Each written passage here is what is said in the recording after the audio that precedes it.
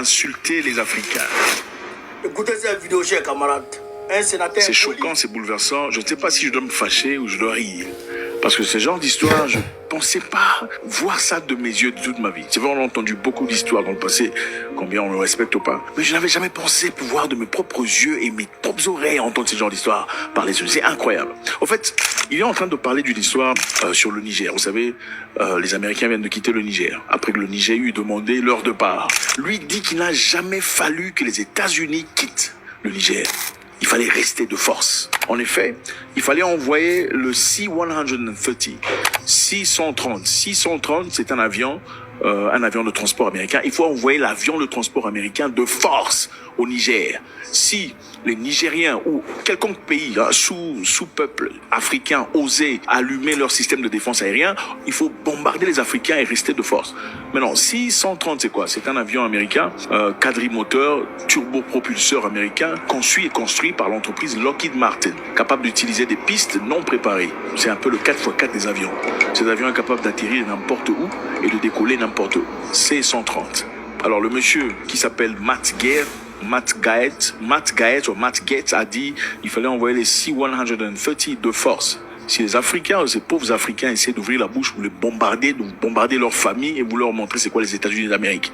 Suivez. Mr. Speaker, I rise to warn this body of the deteriorating conditions in the African country of Niger and to give rise to the concern of service members and contractors. More than 1,000 of them right now are functionally being held hostage in Niger. They are being used as pawns during a negotiation that has left America at the bended knee of third world criminals and thugs. Wow. As our troops seek medicine and fresh water and troop rotations. How did we get here with more than 1,100 Americans endangered right now in Niger? Well, it started back in March of 2023. Secretary of State Antony Blinken went to Niger and proclaimed that it was a model of resilience. A platform for great democracy would be where America would execute its Africa strategy. 1 year later, almost to the day, there was a coup in Niger. And guess who overthrew the government that we said was the great model of resilience?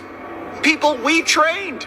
We trained the coup leaders to go throw out the democratically elected government of Niger. And I know this will surprise you, but after that occurs, they say they want our bases that U.S. taxpayers have poured more than $1 billion into gone. They want our service members gone. And so I came to this floor after hearing from some of my constituents who were stationed in Niger. And after the overthrow of the government, there weren't resupply flights. They said, Congressman, we are going to be out of medicine in May if we don't get this sorted out. 3 days after I filed part 1 of the report that I am supplementing today, the Biden administration announced that we will be leaving Niger. A welcome sign, I'm sure, but the leaving didn't actually happen. We have people who are now more than 200 days into a 180-day rotation, and while the negotiation regarding retrograde and withdrawal are ongoing, the government in Niger is using the well-being and health of our service members as leverage to get what they want out of our government.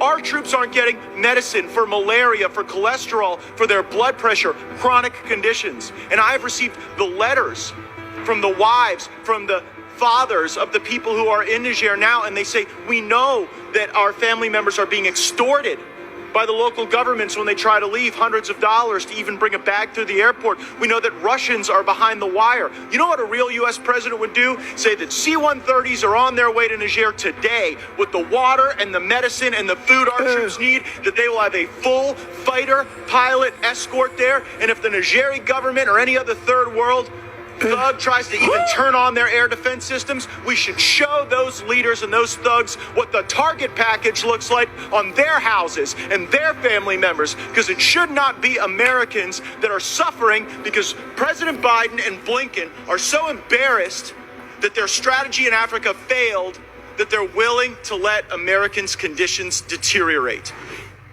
Wow. Incroyable. Si le manque de respect avait un visage, voilà le manque de respect. Et si nous avions un vrai président, celui-ci aurait envoyé des avions C-130 avec des fighter jets, c'est-à-dire avec des pilotes, avec des avions de combat au Niger, avec avec la nourriture, la boisson et pour le nécessaire pour nos troupes. Et si seulement un des minables pays, c'est-à-dire Third World Country, si seulement un des pays de tiers-monde osait ouvrir la bouche ou osait allumer son système de défense aérienne, on doit leur montrer ce que Target Practice est. Target Practice, c'est tir à la cible. On va leur montrer ce que c'est des tirs à la cible. Donc détruire leur maison, leur famille, c'est pas moi qui le dis, c'est lui qui le dit. Détruire leur maison, leur famille et leur montrer ce qu'est les États-Unis d'Amérique. Vous savez les amis, le contexte est très clair, vous le connaissez. En Irak, on avait demandé aux Américains de quitter avec leur base. Qu'est-ce que Trump a dit? Trump a dit aux Irakiens, nous n'allons pas partir. Nous allons rester ici de force. Si vous voulez que nous partions, vous allez nous rendre l'argent que nous avons investi pour construire notre base militaire sans votre permission dans votre pays avant de partir. The other thing is, if we do get out, we've spent a tremendous amount of money on building airports and building. It's one of the largest embassies we have in the world, Mike, and we want to be reimbursed for the various costs that we have had, and they're very significant. Nous avons dépensé des milliards de dollars pour construire une base militaire sans votre autorisation dans votre pays, mais pour que nous partions, il faudrait nous rembourser cet argent. En d'autres termes, ce monsieur, ce congressman ou ce sénateur voulait exactement que les Américains fassent de même. Puisqu'ils ont quitté, comme vous le savez, ils ont quitté le Niger sans faire du bruit, contrairement à ce qui s'est passé en Irak. Le concept est très clair. L'Africain est tellement mal respecté qu'une personne pourrait se permettre, sans honte, de dire des choses abominables comme ça à la télé, sachant que ça sera publié partout dans le monde. Donc nous allons partir dans ces pays de tiers-monde, leur montrer, s'ils osent allumer leur système de défense, les bombarder et nous asseoir de force. Et il dit que ce n'est pas tard. Ouais, ce n'est pas tard. En fait, ce n'est pas encore tard. On peut encore refaire ça. Ce qui s'est passé avec Biden, ça ne ressemble pas aux Américains. C'est ce qu'il dit. Ce qui ressemble aux Américains, c'est partir dans un pays d'autrui où on vous a gentiment demandé de quitter, de rester de force. Et si ces gens osent ouvrir la bouche, vous les massent. C'est ça. Ceci est tellement révoltant que j'en perds ma bouche.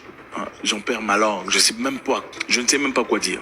Pourquoi les Américains ont quitté? Les Américains ont quitté parce que initialement, on va rentrer en arrière, le nouveau gouvernement nigérien arrivé au Niger, ses intentions de chasser les étrangers n'étaient pas directes. Ceci est arrivé après l'invitation de l'ambassadeur français par les autorités nigériennes pour une discussion qui a été complètement snobée par ce dernier. Après cet acte de mépris par l'ambassadeur français, les autorités nigériennes lui ont donné 48 heures pour quitter le pays.